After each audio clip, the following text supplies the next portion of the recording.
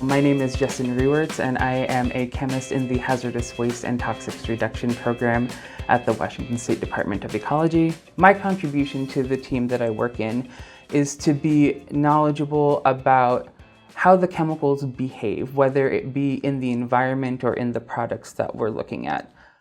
A typical day just involves me kind of digesting lots of highly technical information related to chemistry and then translating that for people who need to use it. So for example, I work with compliance leads who need to provide assistance to manufacturers about laws in Washington. And I also get to work with toxicologists to find not only safer alternative chemicals, but making sure that those safer alternative chemicals also perform the functions of the chemicals that we're trying to replace. Working in a team like this is how we really make sure that we're being thorough and responsible in the alternatives that we find.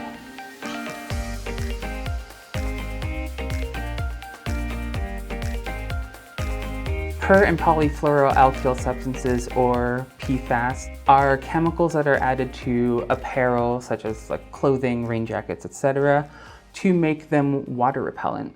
So the PFAS problem is not anything new, and there have been other groups who have been advocating for phasing these chemicals out way before safer products for Washington, for example. And so because of that, there are a lot of industries that are running away from those chemicals already. And so they've put in the research efforts into developing these PFAS-free alternatives. And so what we're trying to do is work with those manufacturers to make sure that the new chemicals that they have manufactured as alternatives are actually safer. That way we don't create what we call a regrettable substitution.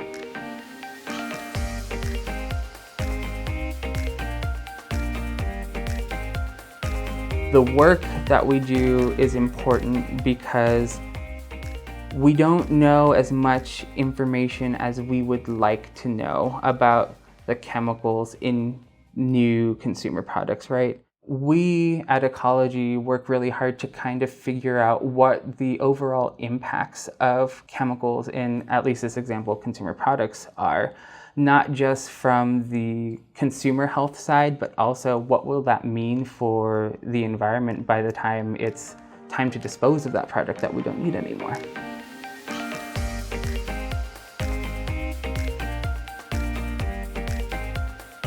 So sustainability to me means that we in the present right now live in a way so that all of us have equal access to the environmental resources that we need to live and thrive as living beings, right? But it also means that you integrate in living now something to ensure that future generations don't have a problem with accessing those same resources.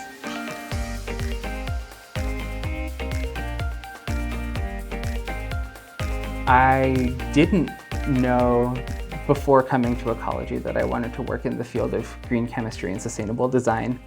And this job was very complementary to my background, and the work was important. And so that's what ultimately led me to apply to this job in the first place. I guess, to be honest, not only did I not know prior to coming to Ecology, but there's still a lot of stuff that I don't know about green chemistry and sustainable design. But what I do know at this point in time is that it's a field where there are lots of changes happening, so there's a lot of information to take in, so it's exciting. But at the core, green chemistry and sustainable design helps keep people safe and ensures the future of the human experience. So to be able to contribute and work in that space like that is just really exciting, and I'm really looking forward to seeing how my career evolves at this point in time and onward.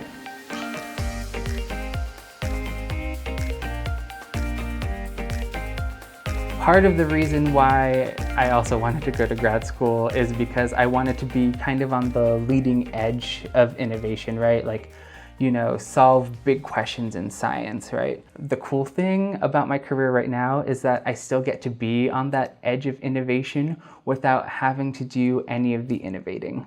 So when I look for safer alternatives, I have to interface with these manufacturers who put all the work into developing those alternatives. So I not only get to learn what they are, but I get to learn how they work, and I get to see what the true creative innovators are doing to make forward progress in the space of safer alternatives, right? But I don't have to do any of the lab work. I get to be associated with it, I get to learn about it, but I don't have to do it. And that's probably the coolest part.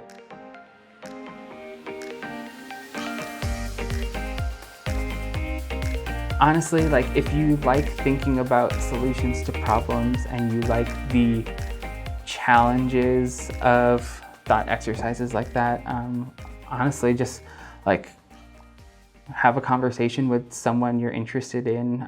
Talk to me, talk to any of us at Ecology if you are interested. We have a lot of fantastically passionate people who would love to chat with you and learn about what you're interested in and guide you in. It's worth it, and what makes this career path particularly exciting, right, is that you get to help people, you get to help the environment, and you get to do this all while having to think creatively, but think creatively using your technical knowledge and your science background as kind of a springboard or like a toolbox, for example.